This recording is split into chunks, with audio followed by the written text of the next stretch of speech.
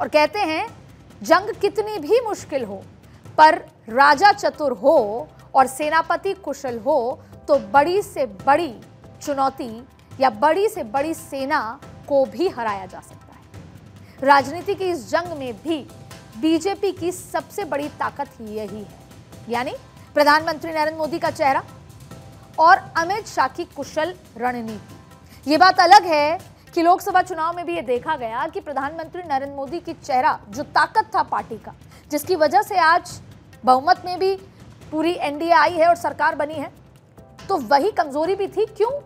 क्योंकि चाहे नेता हो चाहे कार्यकर्ता हो, वो प्रधानमंत्री के चेहरे पर इतने डिपेंडेंट हो गए थे कि उन्होंने जमीन पर काम नहीं किया। और इस पर भी चर्चा पार्टी के अंदर हुई है कि कार्यकर्ता को जमीन पर अब इन 3 चुनाव में निकलना होगा। कई बार आप अपने जो सीनियर लोग होते हैं उन पर इतने डिपेंडेंट हो जाते हैं कि आप मेहनत करना ही छोड़ जाते हैं। और भारतीय जनता पार्टी की यूएसपी है वर्कर्स। फिर अमित शाह का जिक्र हुआ, अमित शाह की कुशल रणनीति, और वैसे भी उनका बहुत इंटरेस्ट है चाहे फिर महाराष्ट्र की राजनीति में, क्योंकि जब महाराष्ट्र की राजनीति बदली, जब पार्टियों में 2 गुट हुए, जैसे कि शिवसेना में, जैसे कि एनसीपी में, तब अमित शाह सबसे पहले मातोश्री में बैठे थे और फिर जो खटपट हुई उद्धव ठाकरे के साथ, तब अमित शाह राष्ट्रीय अध्यक्ष थे। तब भी वो उद्धव ठाकरे को 2 टूक कह के आए थे कि मैं भारत की, देश की सबसे बड़ी राजनीतिक पार्टी का राष्ट्रीय अध्यक्ष हूं। और उसी के बाद तमाम गतिविधियां हुई जो आपके सामने। तो अब बात यह है कि लोकसभा चुनाव के नतीजों के बाद खासतौर पर भारतीय जनता पार्टी सतर्क है और नतीजों से सीखने के बाद काम पर लग गई। प्रधानमंत्री नरेंद्र मोदी का चेहरा, अमित शाह की रणनीति और बीजेपी आरएसएस का मजबूत संगठनात्मक ढांचा और कार्यकर्ता, ये सब मिलाकर अगर एक हो जाते हैं तो ये एक चक्रव्यूह तैयार करने का हुनर जानते हैं, जिसमें विरोधी दल फंस कर रह जाते हैं। ये बात अलग है कि विपक्ष कह रहा है कि आरएसएस अब उस तरीके से साथ नहीं होगा, इसीलिए सबकी नजर है कि राष्ट्रीय अध्यक्ष कौन, क्या संघ का राष्ट्रीय अध्यक्ष होगा।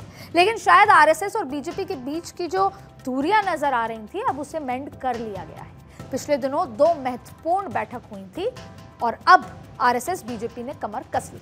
साथ ही साथ डबल इंजन की सरकार का नारा, और ये काम किया है। लोगों को ये लगता है कि अगर हमारे विधानसभा में उसी पार्टी का विधायक होगा जो पार्टी केंद्र में है तो काम अच्छा होगा, विकास अच्छा होगा, क्योंकि जनता अब समझ चुकी है कि हमें विकास और काम से मतलब है, हमें सड़क से मतलब है, बिजली से मतलब है, पानी से मतलब है। तो ये जो डबल इंजन की सरकार का नारा है, ये हर जगह कारगर होता है। अब बीजेपी की विजय मार्ग का उसको प्रशस्त करने में काम भी आता है। अब ये सब एक्शन मोड में आ चुके हैं। बेशक लोकसभा चुनाव में बीजेपी के नंबर कुछ कम रह गए और इस शोर में एक महत्वपूर्ण बात छूट गई, जिसका जिक्र प्रधानमंत्री नरेंद्र मोदी ने रशिया में भी किया।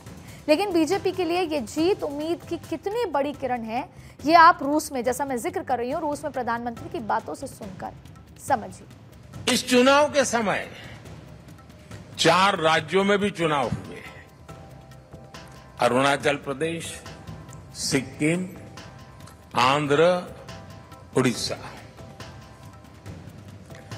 और इन चारों राज्यों में एनडीए क्लीन स्वीप बहुमत के साथ विजयी हुआ।